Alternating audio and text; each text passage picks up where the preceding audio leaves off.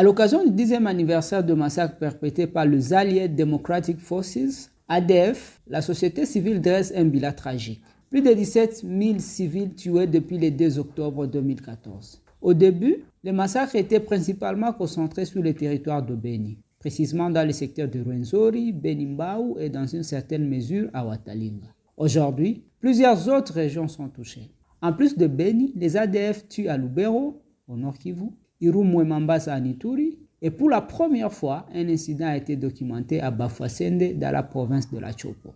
Entre-temps, plusieurs opérations ont été lancées pour combattre les ADF. Mais pourquoi les massacres persistent-ils?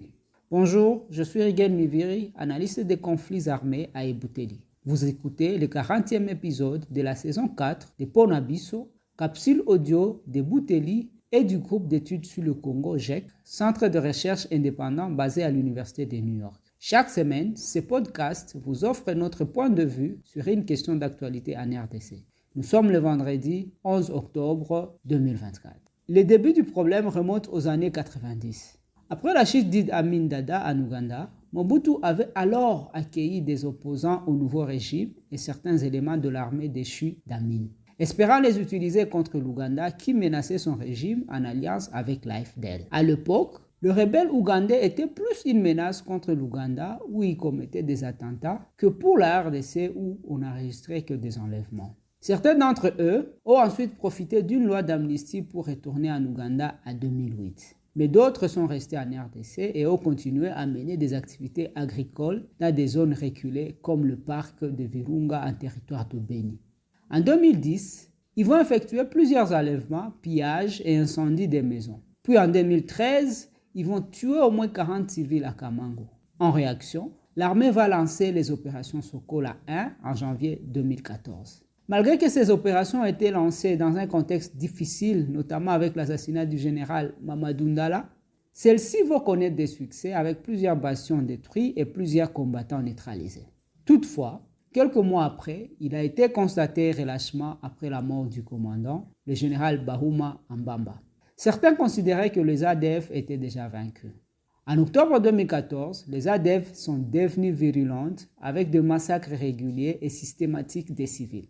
Alors qu'au début, c'était une sorte de guerre classique, le mode opératoire des ADF va évoluer. Face à une sorte de guérilla, les opérations vont avoir du mal à venir à bout de cette menace qui a désormais une dimension terroriste et djihadiste. Sans évaluation, l'armée va multiplier des changements de commandement qui ne vont pas améliorer les performances sur terrain. Entre-temps, les relations civilo-militaires vont se dégrader. L'armée accusant les civils d'être en complicité avec les ADF et la population accusant les FARDC d'être auteurs de massacres. Depuis novembre 2021, à la suite des attentats sur son sol, l'Ouganda s'est joint à l'armée congolaise pour combattre les ADF dans le cadre des opérations Shuja.